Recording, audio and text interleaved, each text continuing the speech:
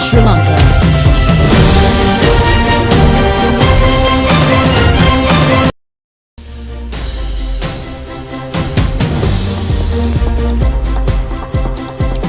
Pleasant day and a warm welcome to the news live on Rupavahini ChannelEye. We're ready to bring you the top stories at home and around the world. I'm Charita Vinupurarachi. And I'm Shain Ali. Let's have a look at the headlines first.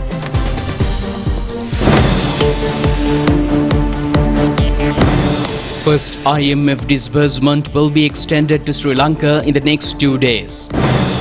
President emphasizes that Sri Lanka is no longer deemed bankrupt by the world.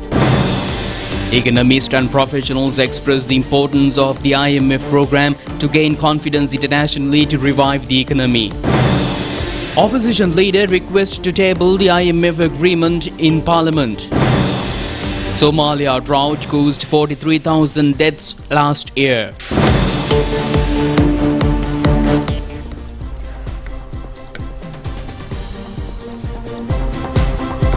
On to those and other stories in detail.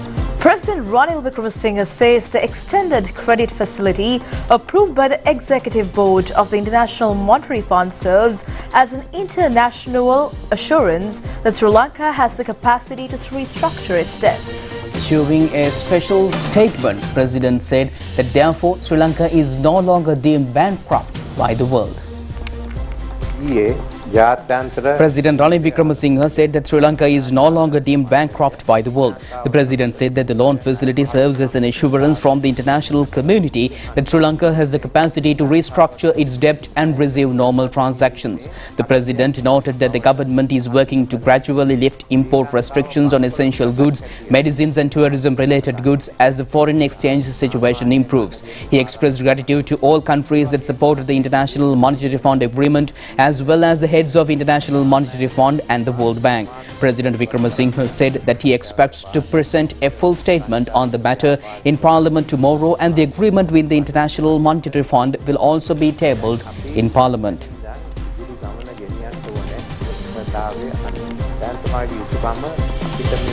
International Monetary Fund says the first disbursement of $333 billion from the extended fund facility will be provided to Sri Lanka in the next 2 days. And the IMF Executive Board approved the extended fund facility to Sri Lanka last night. The session of the IMF Executive Board was held at the IMF headquarters in Washington, D.C. Accordingly, the IMF Board approved a 48-month extended arrangement under the extended fund facility of about $3 billion. The EFF-supported program aims to resolve the Sri Lanka's macroeconomic stability and debt sustainability. The official announcement of the decision of the IMF Executive Board was delivered to a special media briefing held at the IMF headquarters with the participation of Senior Mission Chief for Sri Lanka, Peter Brewer, and Mission Chief for Sri Lanka, Masahiro Nozaki. So today, the IMF Executive Board approved a 48-month extended arrangement under the extended fund facility of 2.286 billion SDRs, special drawing rights, and that corresponds to about $3 billion to support Sri Lanka's economic policies and reforms. Sri Lanka, as you know, has been facing a severe crisis as a result of past policy missteps and economic shocks. We've been deeply concerned about the impact of the crisis on the Sri Lankan people, particularly the poor and the vulnerable groups, and about the economic costs of the delay in the country's access to external financing. Today's board approval marks an important step towards the resolution of this crisis. Sri Lanka will immediately receive an initial disbursement of about $330 million from the EFF arrangement, which is expected to catalyze a new external financing, including from the Asian Development Bank and the World Bank. The reform program supported under the EFF arrangement is built on strong policy measures and prioritizes 5 key pillars. First, an ambitious revenue-based fiscal consolidation, which is accompanied by stronger social safety nets, fiscal institutional reforms, and cost recovery-based energy pricing to ensure the state's ability to support all its essential expenditures. Second, restoration of public debt sustainability, including through a debt restructuring to ensure stable financing of the government's operations. Third, a multi-pronged strategy to restore price stability and rebuild reserves under greater exchange rate flexibility in order to alleviate the burden of inflation, particularly on the poor, and to foster an environment of investment and growth, and to ensure Sri Lanka's ability to purchase essential goods from abroad. Fourth, policies to safeguard financial sector stability to ensure that the financial sector can play its key role in supporting economic growth. And fifth, structural reforms to address corruption vulnerabilities and enhance growth. Commendably, Sri Lanka has already started implementing these challenging policy actions. It is now essential to continue the reform momentum under strong ownership by the authorities and the Sri Lankan people more broadly. The economic impact of the reforms on the poor and vulnerable needs to be mitigated with appropriate measures. In this regard, we welcome the authorities' firm commitment to strengthen social safety nets, including through a minimum spending floor, well-targeted spending through a new social registry, and establishment of objective eligibility criteria.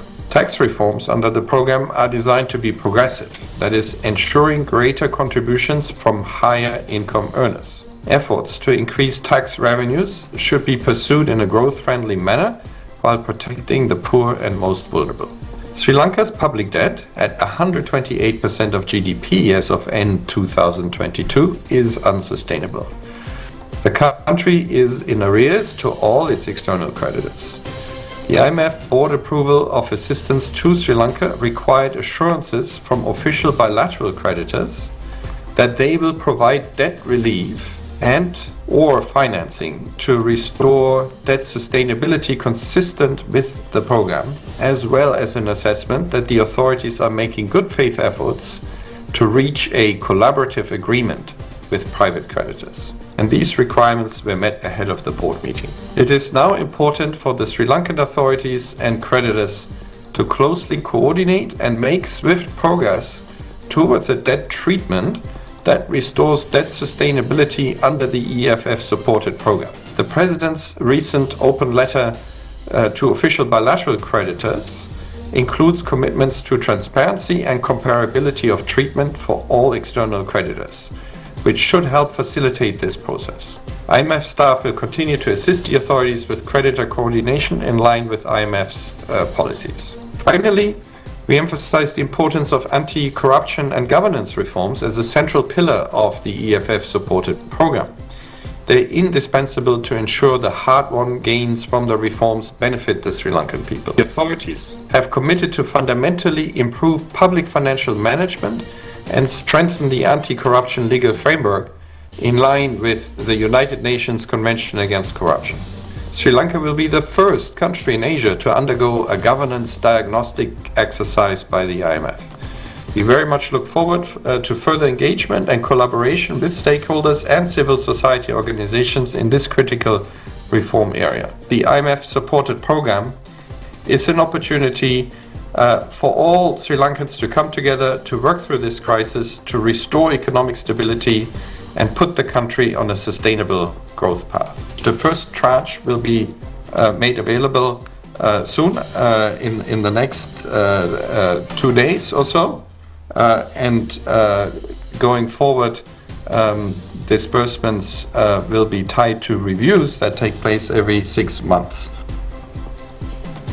Remarks were also shared on the objection raised over the tax increase in various sectors in Sri Lanka and the IMF's stance on the revised tax regime. We understand the hardship of the people in Sri Lanka that they are experiencing at this time. There have been incredible increases in the cost of living. There has been loss of employment, loss of livelihoods, rising energy costs and falling real incomes that really have hit the population large, and in particular the poor and the vulnerable, who have no buffers to deal with this crisis. So the current that economic crisis has a number of origins, including the government's inability to meet government spending needs through revenue collection. And, as I was already talking about the revenue, Sri Lanka is amongst the countries that collects the least amount of fiscal revenue in the world, with a revenue to GDP ratio of only 8.3% in 2021, when expenditures were 19.9%.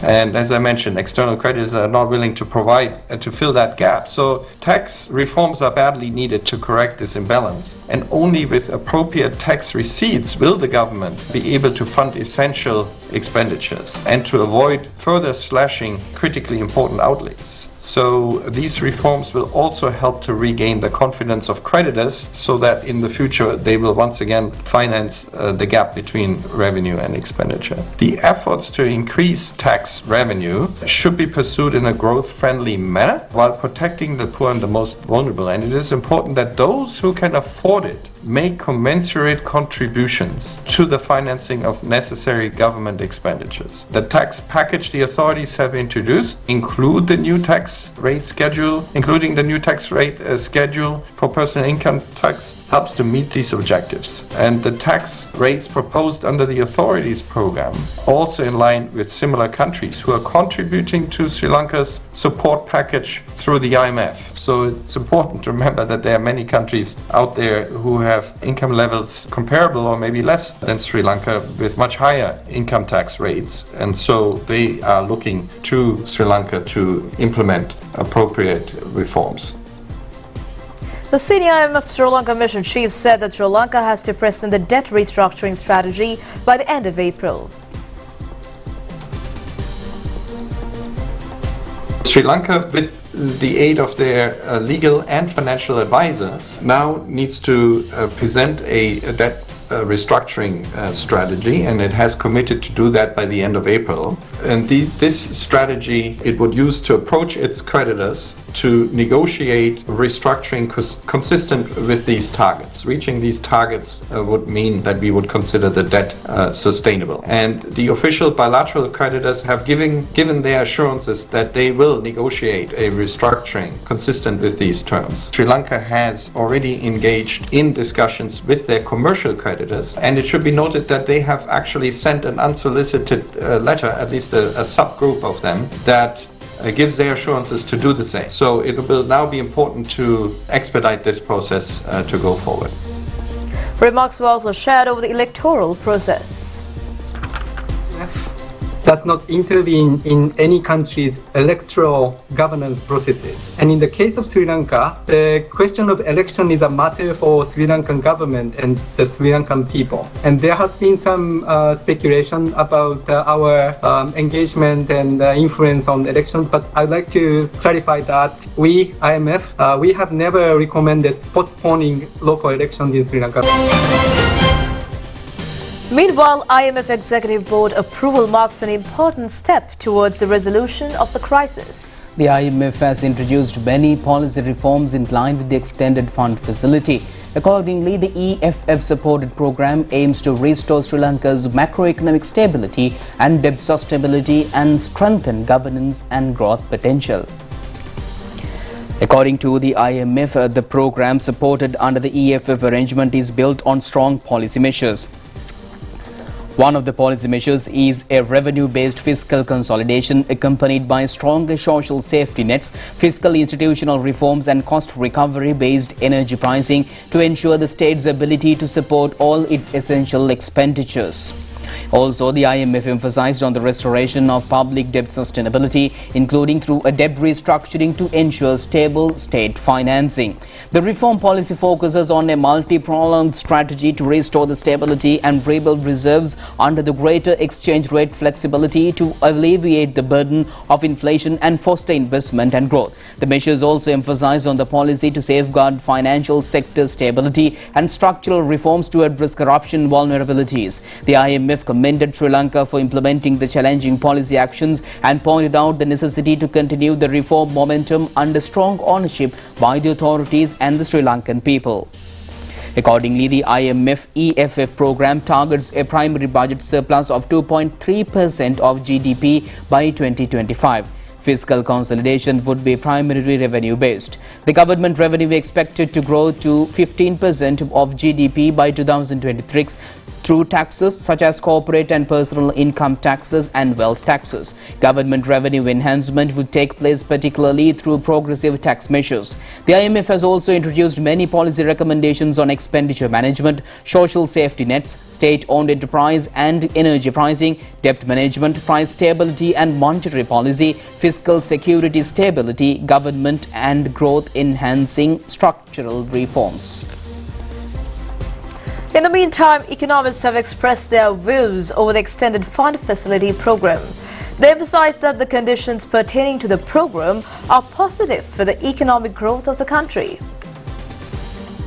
Sri Lanka will improve its credit worthiness again, so that we would be in a better position to borrow from our usual multilateral, bilateral sources, as well as, I believe, commercial sources. But those things will put us in more dangerous positions again unless and until we would improve our economy through export promotion and foreign investment. So that fundamental problem has to be addressed with this improvement in our foreign exchange market, not with IMF conditionalities. Conditionalities will only help us to improve our economy.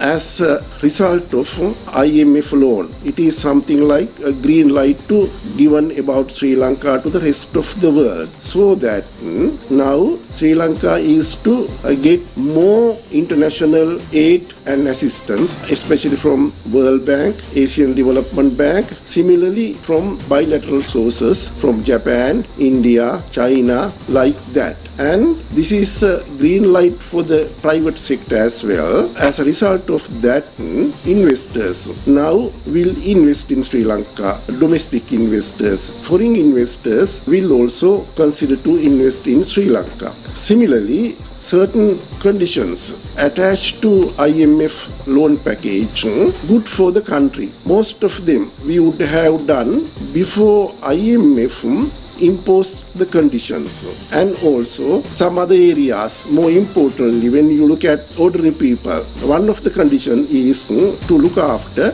poor and vulnerable people. That is good. There are so many things are there. We would have done most of them well before IMF told us to do those things.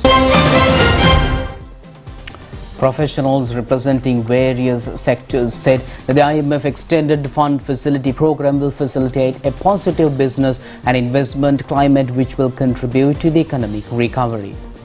IMF certainly has given us this bailout package, expecting Sri Lanka to go through all the reforms that they desire for Sri Lanka in the medium term to be able to get out of the economic crisis that we in. Crisis is still there, and we as Sri Lankans need to come together and get out of this crisis. So few things that we need to do. One, let us continue to grow exports, and by way of all the products and services that we export to other countries. Tourism has to make the contribution it has been making over the years, and there is tremendous work being done, and if we can go up to about $3 billion revenue during the year, there will be some kind of consolation that we can achieve. At the same time, we need to ensure that we minimize on a continuous basis imports that the country has been depending on. And if Sri Lankans continue to use more of imported products, Sri Lankan economy will be at stake. And in terms of generating income for the country, all Sri Lankans need to be mindful of the fact that services and products have to be produced more efficiently and in a more productive manner for Sri Lanka to be able to get foreign revenue out of the other countries. So let us work together as one country, allowing the leaders of this country to drive the economy forward for all Sri Lankans to be able to create a happy future. Today, I think there's a very positive news that came in from IMF. Over $7 billion has been pledged as a facility. We saw the drastic drop of arrivals. The tourism industry had been affected for the last 4 years since 2019. This news has really will help the positive perception creation, especially on the key markets, for people to understand that Sri Lanka is actually back to normal and they can really come and enjoy a holiday. Especially we saw in month of March a very positive turnaround of things, where the first 15 days we had over 60,000 tourists coming from various parts of the world, and key generating markets have actually increased. We see the forward bookings coming through. All the countries which are actually reluctant to come, the travel advisories have been removed. This is a very good news, especially for SMEs and all the other special accommodation sector that has really affected in the last 4 years, and they will have some liquidity and cash, and they will get some revenue to ensure that their products are actually up to date. And of course they have a lot of moratoriums that are running in place. Those things will also have to get help by various banks and financial sector, and with this overall image of the country can really improve and the economic activities can go back, and there will be sufficient funds in the market for us to do the necessary economic transactions and activities in the country. As far as our industries, both exports and logistics industries are concerned, we want macroeconomic stability and Sri Lanka to start working on a growth path once again, at least by the end of the year, so that we give the positive signals to the external world and also to our creditors, and hopefully by next year our ratings should improve. And now the challenge is probably to get the creditors to agree upon a debt restructuring mechanism that would help the Sri Lankan economy to gradually but steadily get back to its feet from basically a bankrupt situation. So I welcome from the export industry as well as logistics industry the hard work put in by the negotiators with the IMF, including the President and the Central Bank of Sri Lanka, putting things in the right direction. But I would also cautiously warn that this is not a great area to be celebrating with overjoy, but this is the first step in the right direction, and we've got to do a lot of work from here onwards to put our country back on track, and that needs a lot of patience and understanding by everybody, because it's a bit of a long process. But at least what I can say is that we got into the proper track, and now we have to walk through that process of reforms if we have to really get going the economy to move forward. IMF Managing Director Kristalina Georgieva and US Ambassador to Sri Lanka Julie Chung congratulated Sri Lanka on receiving the loan facility to revive the country's economy. In a tweet, IMF Managing Director Kristalina Georgieva said that she was pleased that the IMF Executive Board approved the $3 billion IMF support for Sri Lanka's economic policies and reforms. She said that this program is an important milestone, with international creditors coming together to help to restore debt sustainability. Meanwhile, US Ambassador Julie Chung in a tweet said that the United States welcomes the approval of Sri Lanka's IMF package. She said that it is an important step on the road toward economic recovery. She added that the Sri Lankan government will need to continue reforms and conclude debt restructuring agreements to ensure the program. She pointed out that structural and lasting reforms that address good governance and transparency are critical to ensure all citizens of Sri Lanka can prosper. Cabinet spokesman Minister Bandula Gunawardena says obtaining the approval of the IMF Extended Fund Facility is a victory for the country. He made these remarks while addressing the media briefing held to announce the cabinet decisions today. Minister Bandula Gunawardena said that the International Monetary Fund extends fund facility financial assistance to mitigate balance payment issues pertaining to the global economies. He said that the approval has been granted to utilize the relevant funds for public financing gaps. He added that the ongoing crisis and prevented the government from sufficing necessary funds required for short-term financing needs. He said that the estimated revenue for the month of March is 173 billion rupees and the estimated expenditure is at 196 billion rupees, and another 500 billion rupees of funds are required for the debt repayments. Accordingly, he said that the international initial disbursement of the IMF fund facility can be utilized for the budgetary financing gaps. He said that this is a victory for the country. He commended the commitment showed by the President, the Central Bank, the Finance Ministry and other affiliated agencies in obtaining the fund facility. He further said that the agreement signed with the International Monetary Fund will be presented to the Parliament. Minister Gunawardena said that the approval on the IMF funds facility will further improve the confidence of the international community on Sri Lanka. Meanwhile, opposition leader Sajid Premadasa requested the government to present the agreement reached with the International Monetary Fund to the Parliament within a week. Opposition leader Sajid Premadasa inquired the implementation date of the agreement reached between Sri Lankan government and the International Monetary Fund. He also questioned, as per the agreement, he inquired regarding the conditions imposed in the agreement. He then inquired the possibility to table the agreement in the Parliament within a week. අපි අවස්ථා ගණනාවකදී IMF agreement එක table කරන්නයි කියලා ඉල්ලීම් කරලා තිබෙනවා. වර්තමාන ජනාධිපතිවරයා මේ පාර්ලිමේන්තුවේ විපක්ෂයේ മന്ത്രിවරයෙක් හැටියට එවකට මුදල් ඇමතිවරයාට චෝදනා කරා IMF එකත් එක්ක කරන ගනුදෙනු මේ පාර්ලිමේන්තුවට ඒ තොරතුරු ලබා නොදීම පිළිබඳව. ඒ නිසා නැවත නැවතත් මම අහන්න කැමතියි මේ සභාවට මේ සතියේ ඉදිරිපත් කරනවද IMF කොන්දේසි ටික? මෙහි කොන්දේසි මොනවද? මේ තිබෙන Minister Cecil Premjayantha in response said that the President in previous occasions informed that the content of the agreement will be revealed. Accordingly, he said that with the approval given for the program, measures will be taken to table the agreement in near future.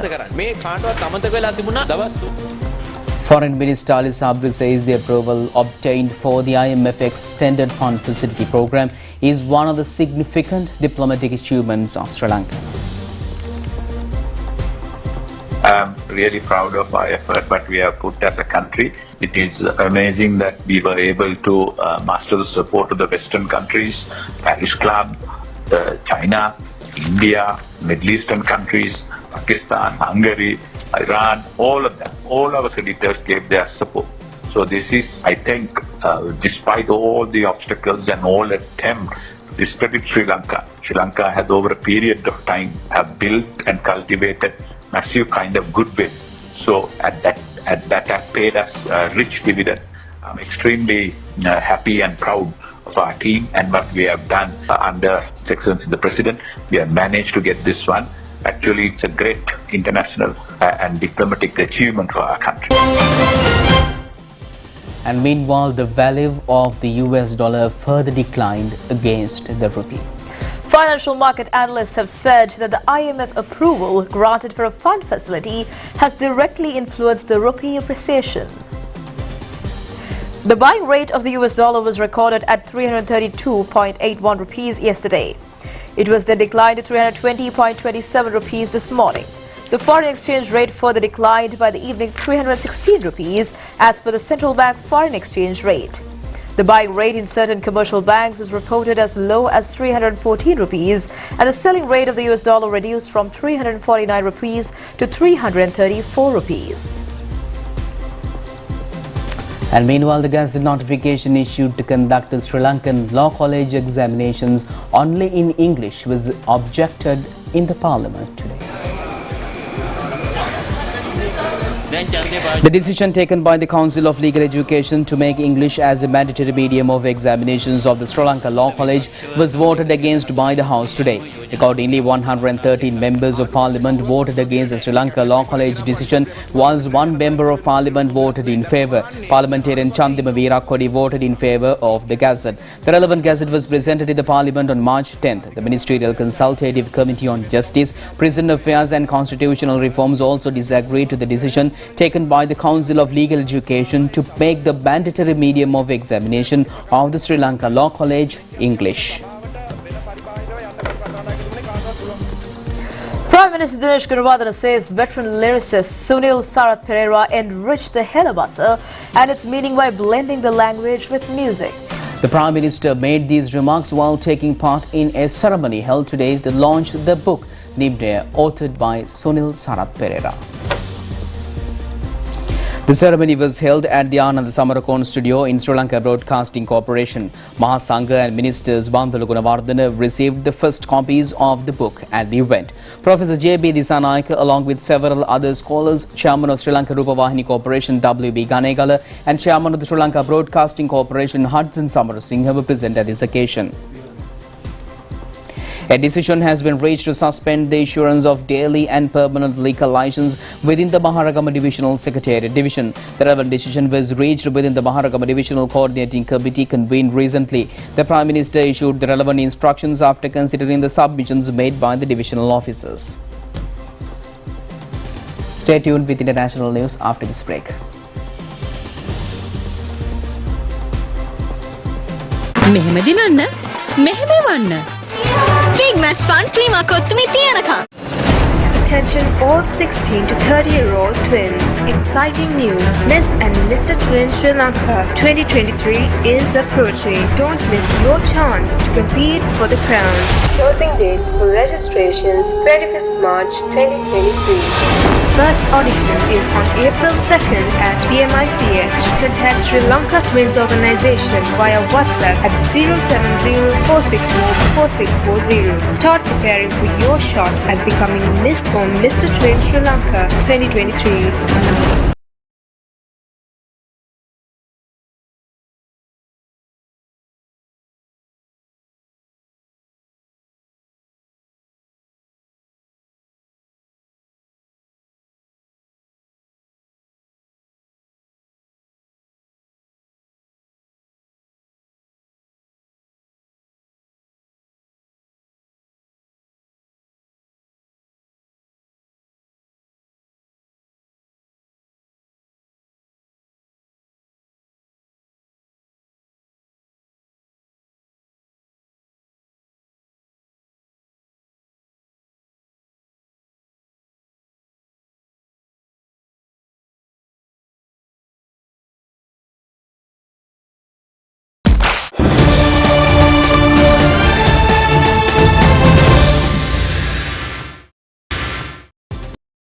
Welcome back after the break. Around 43,000 people may have died in Somalia last year after several failed rainy seasons. A news report from the Somali government and US suggests. It is the first official death toll from the drought in the Horn of Africa. Half of the fatalities are tough to be in children under 5. The crisis is far from over, with 18,000 to 34,000 more deaths expected in the first 6 months of this year.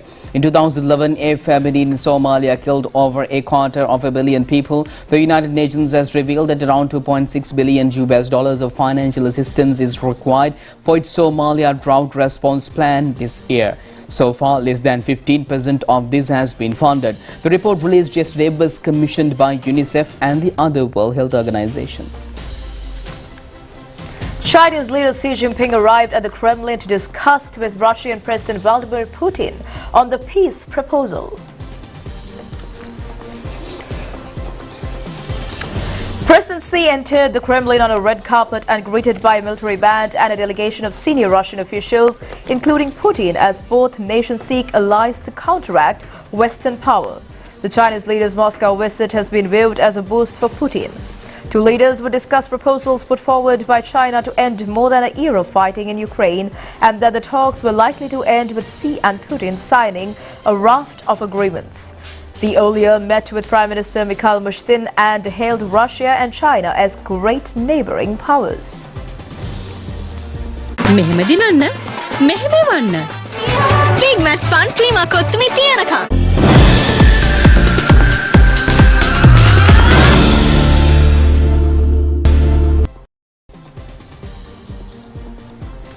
Welcome back with your sports update, and it's cricket. Sri Lanka managed to win the first match of the Tri-Nation Under-19 cricket tournament held in Dubai, and Sri Lanka was able to defeat Bangladesh by having 5 wickets in hand.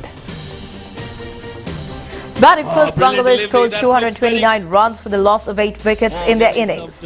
Sri Lanka managed to chase down the target in the 44th over of their innings, and Sinet Jawardena scored 101 and Hirun Koprabandara scored 52. And that masterclass, a stellar innings from this champion.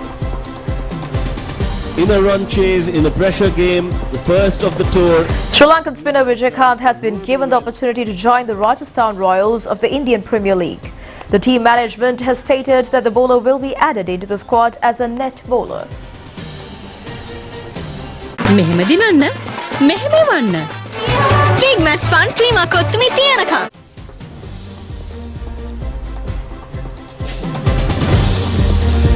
And with that, we conclude tonight's news. Just tomorrow at the very same time. I'm